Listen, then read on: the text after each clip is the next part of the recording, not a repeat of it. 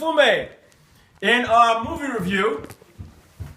And I gave Rocco some great news. When we do a show at Pancho's Cantina in 2 weeks, we have an actor from the Gotham show who's going to be Rocco's special guest, Dustin Cooper. And that is pretty cool, Rocco, that you're going to be interviewing an actor from the the popular Fox show. But what movie review you got for us this week, Rocco?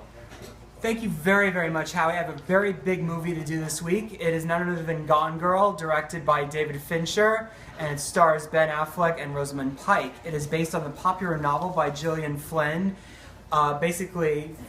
When Nick Dunn, played by Affleck, has his wife, Amy, played by Pike, go missing, media scrutiny over his behavior and his lies about the state of their marriage makes him the prime suspect in her disappearance, which turns out to be much more than what it appears. Of course, I'm not going to go any further than this because I don't want to spoil it for anybody, but I have to say, this is a really fantastic movie in terms of, not only Ben Affleck and Rosamund Pike, who do a fantastic job acting and carrying this film, especially Rosamund Pike. I think she definitely has a good shot to be nominated for an Oscar for this movie because the character is just so three-dimensional.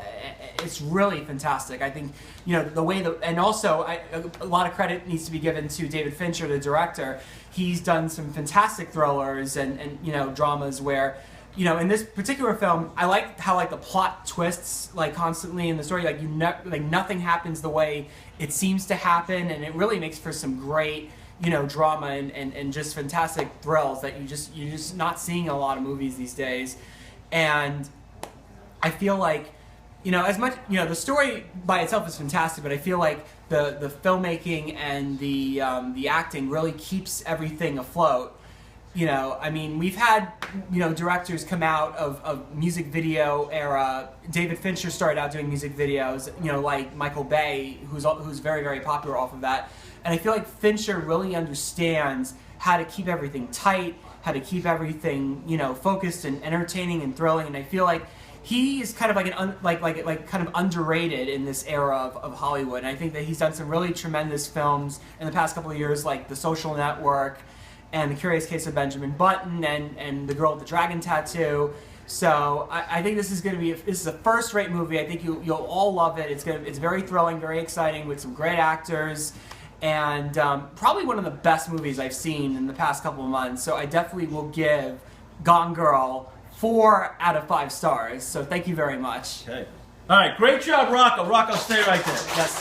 Before Rocco goes to break, I very rarely add anything to Rocco's review, which was excellent. Yes. But this time I have an exception.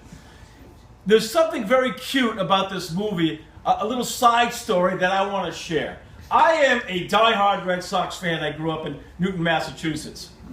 So the true story about this movie was, before the movie started, Ben Affleck met with the director, and the director said to him, "Ben, I got 2 requests. Number 1, you got to be nude in a scene, and number 2, you got to wear a Yankee hat." Ben Affleck said, "Being nude, no problem, but no way am I wearing a Yankee hat. I'm a Red Sox fan." The director said, "You got to wear a Yankee hat. It's a must." Ben Affleck said, "No way I'm wearing a Yankee hat. Take me out of the movie. I'd rather be that than I'm not." So they went back and forth, the director and Ben Affleck, until they finally came to a compromise, and Ben Affleck agreed to wear a Met hat in the movie. True story. All right, with that, we're going to take a break. I am Halftime Howie. This is Broadcasting on the Beach with Halftime Howie from Anna's house in Island Park on Long Island's first and oldest station, AM 1240. WGBD.